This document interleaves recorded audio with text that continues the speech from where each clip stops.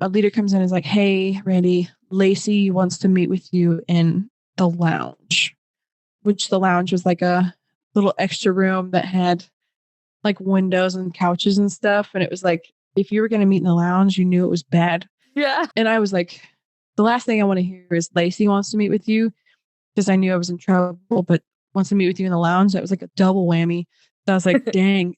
I go in and she like looks at me and she looks at her watch and she goes, I don't have time for you right now because I'm getting ready to go have a family dinner with my family. But I'm just going to put it out there because I'm at a loss. She's like, you are deceptive. You're full of sin. You are manipulative. You are rebellious. Your soul is so sick. She goes, I have no idea what to do with you. I'm at a loss. And she just like had no words. She's like, I just don't even know. She's like, so go get it right with God.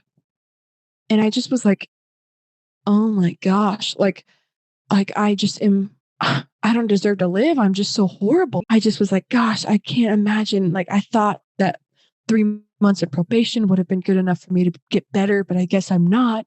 She went to her family dinner and I went out to the bleachers by myself and I just cried because I was like, what do I do? Like, if I haven't gotten better by now, then I'm just a lost cause.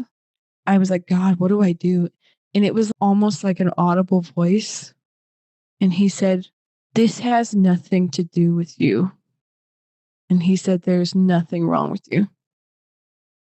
And it was like at that moment, I like kind of sat up and I was like, oh my gosh.